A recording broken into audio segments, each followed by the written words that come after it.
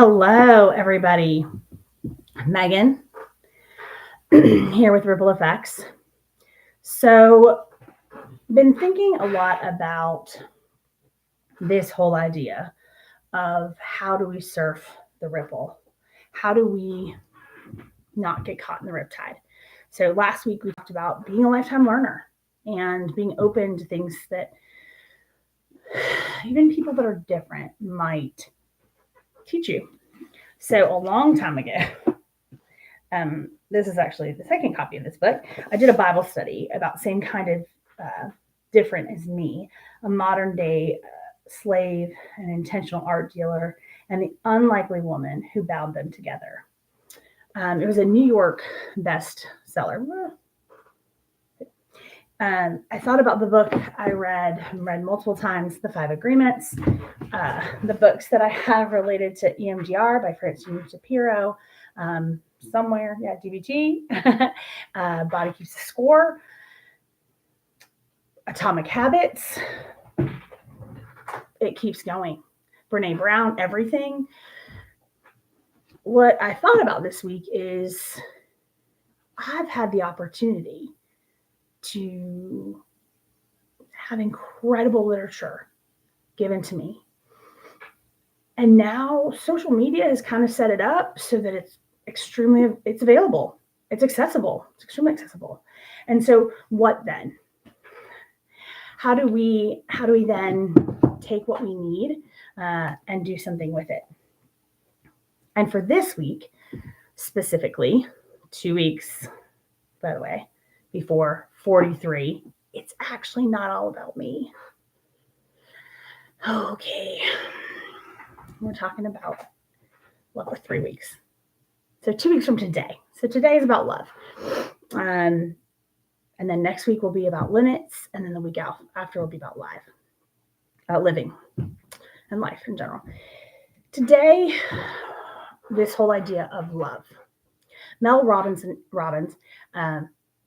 published a podcast. Let them check her out. She's done some pretty incredible work herself.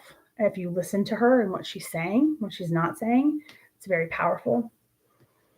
And she talks about different strategies that have roots in dialectical behavioral therapy or cognitive behavioral therapy or internal family systems. And as a therapist, it's important that I give you all that information. As a person doing this and through my company, it's also important that I tell you so that you can go get hungry and get more information. Eye movement, desensitization, reprocessing. I am done through the International Association. EMDRIA, EMDRIA is where I got certified. I encourage people to figure out where people get certified as we're seeking more information. So that is like a back tail from last week, but it's a kind of my pedestal to today. I have learned what love looks like by learning from others.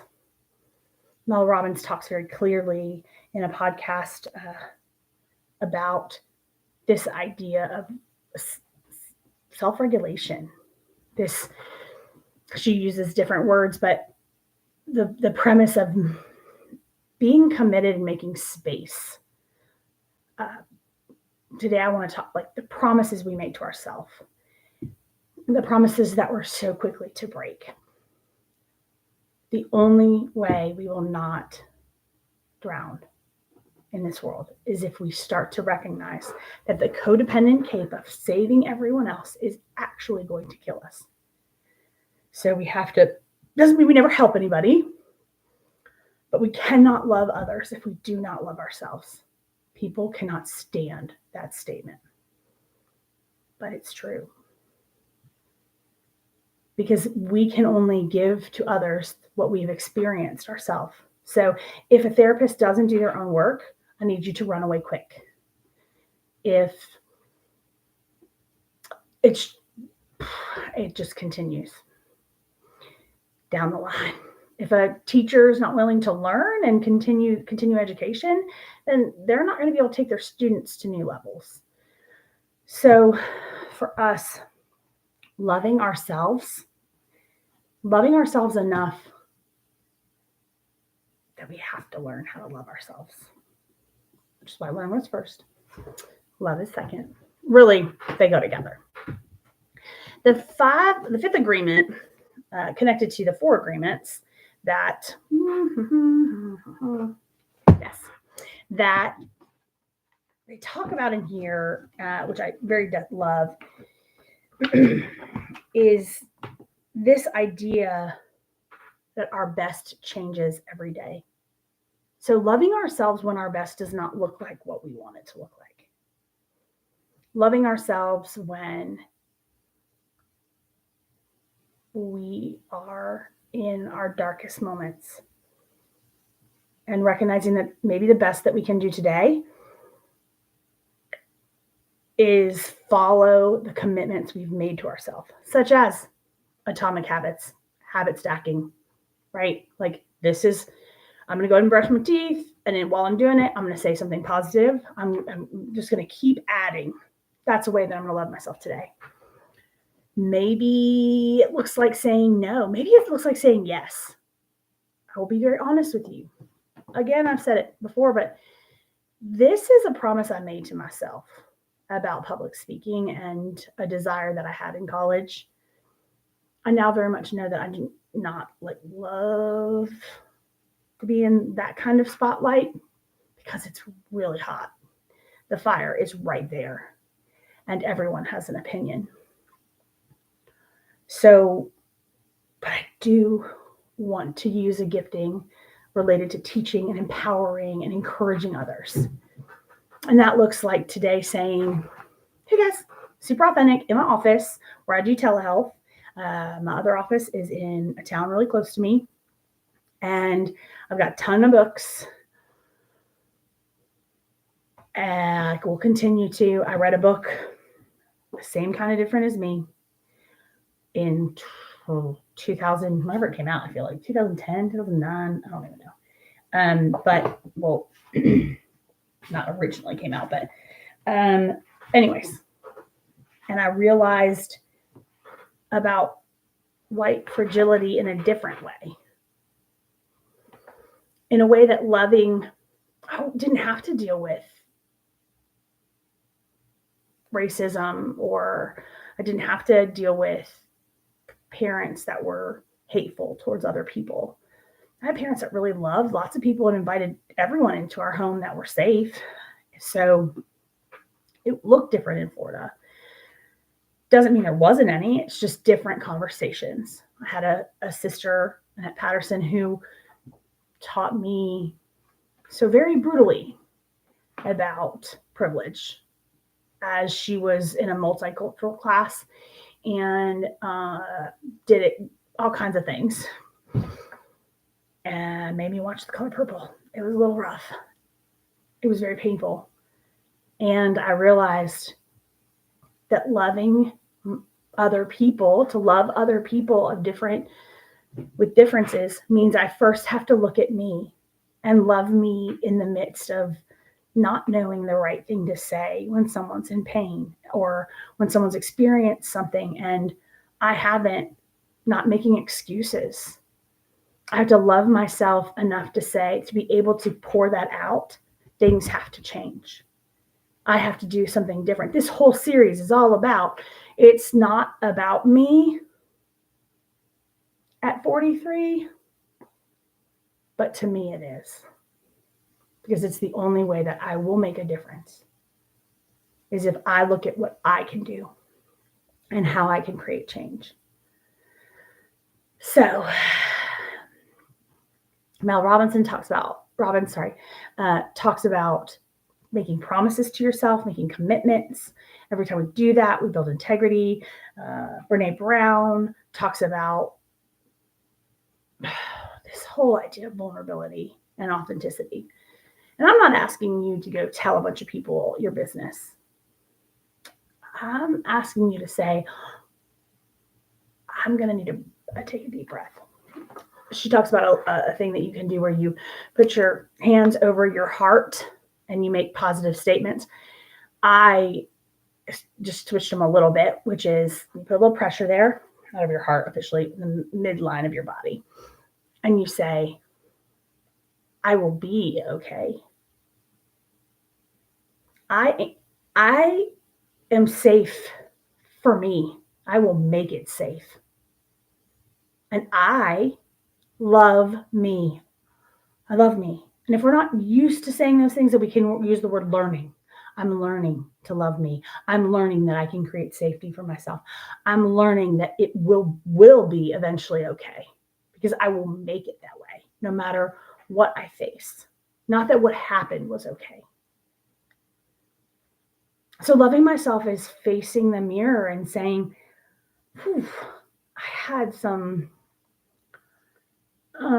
things that I have done in the last, after my sister passed, that really did not serve me. Ways that actually when my sister, whatever. I just have done things that I don't want to say that I regret them because they brought me here, but I wish I would have loved differently. I wish I would have loved the people that I love differently. And between my sister getting diagnosed in April of 2017, and my daughter being born premature 10 weeks in 2017 on May 14th. Yeah, a lot changed. I wasn't able to be the friend that I wanted to be. I couldn't think about anything except for how I was going to keep this child safe and alive and what I could do for my sister. And very much was not present for my family in ways that I wish I could have been. I threw myself into work. I allowed myself to be like shut out everything and stop loving Megan for no other reason than because she is. I am so far from perfect. You can ask any of my frenemies. They'll totally give you a list. Just kidding. Well, no, they probably would. But I am far from perfect. I would love to see myself through the eyes of my clients, like how my clients see me. It's just crazy because healing happens and it's great. And guess what? It's about an hour. I can do that for an hour at a time. I can be present with them. I can take care of me in that moment and put myself to the side and do that in a way that's beautiful. And I love it. And then I can choose Chick-fil-A instead of workout or whatever self-care thing that I know to do. I just did the activity with somebody. I have this week, one of the ways I love myself is I got really real and had hard conversations about commitments that I had made this year that I'm not going to make again for next year, for when the calendar year shifts. Things that I have to take off my plate so that I can put other things on. I have met this week with a health coach. She's so cool. I look forward to that. I have reached out to peers and talked about like professional development stuff and maybe some things that I want to get involved in. I have been vulnerable with friends that I don't want them to know my pain. But loving me means I stop silencing my voice. I've told my parents hard things that I really my mom was very honest in saying, I didn't even know that was happening. I know, because I didn't want you to. I didn't want you to worry. And that's kind of been my MO. So I'm not suggesting that we take a victim mentality and that's how we love ourselves. No, I'm saying we take ownership and we say, you know what? This is my piece of the pie. I'm taking it back. I'm going to disappoint you, world, because I'm no longer going to live up to an expectation that's not realistic. And I am going to figure out how I do this thing. And I'm going to do it differently. The body keeps the score. Our bodies are holding so much trauma. We must start releasing it in healthy ways. That can look vagus nerve. Ooh, we can tap into that. Music, to like bilateral stimulation, finding a therapist that fits for you. My initial statement is I'm not the therapist for everyone. I know everyone's shocked about this. I'm not shocked. I'm not going to meet everyone's needs. I have a different approach. It's very direct. So if you don't want, like, might get your feelings hurt, but it's okay. We'll go through it together because it's just pain. You're in pain. Everyone's in pain. Let's heal. One of the things that freed me probably the most to be able to love me is the statement in here, the agreement. Don't take anything personally. But Megan, it is personal. Did you hear what they said?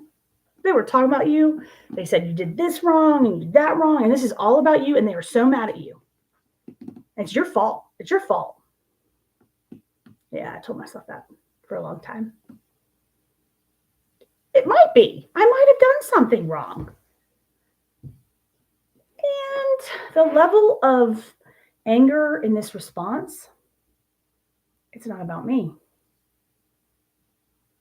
It's not about me. Their response is on them. Don't take anything personally. It's none of my business. I hate that statement because I want people to heal. My family, I want to fix it for them. And when it stops being my business, I don't have any control. And that's how that serves me, is this lie that if I am in control, then I can fix it. I can't fix it. There are people that are different, and yet we can still love them. But we have to love ourselves. We have to face the mirror. White fragility is a thing that people don't want to talk about. It's still true. If you are from privilege, like there's also other fragility I'm not going to get into, but we all are fragile. We all have our own experience. Racism occurs on many playing fields. We are in pain. So my choice is this Friday night, what are you going to do to choose to relieve some of that pain? The bar and the different relationships ain't going to do it. They're not going to make it happy. I'm not saying don't drink a glass of wine. I am saying that actually is a depressant. So from a scientific standpoint, maybe it's that you go for a walk with a friend. Maybe it's that you go for a hike. Maybe it's that you take a nap for 15 to 20 minutes. Supposedly, I hate that, but maybe it's that you journal through art. I love journaling with art. Like, first of all, it's so cool because nobody knows what the heck you're saying except for you. Sometimes you don't even know. But you can do journaling so many different ways with magazine clippings. It doesn't matter. I don't care how fabulous someone is. They're human. They're human. So their way of doing it might not work for you, but if you just listen, try to learn, and see how you can use it to love yourself better. That's how we don't get caught in the riptide. Next week, we're talking about limits, which means boundaries. So, 43, March 28th. Learning that it's not about me and that that's the most loving thing to do so that I can make it about me, with me, so that life looks different and I can love different because I want to be different. There's a Micah Tyler song, I believe, called Different, and I sure want to be different. Have a good day. Let's go ahead and surf the ripple.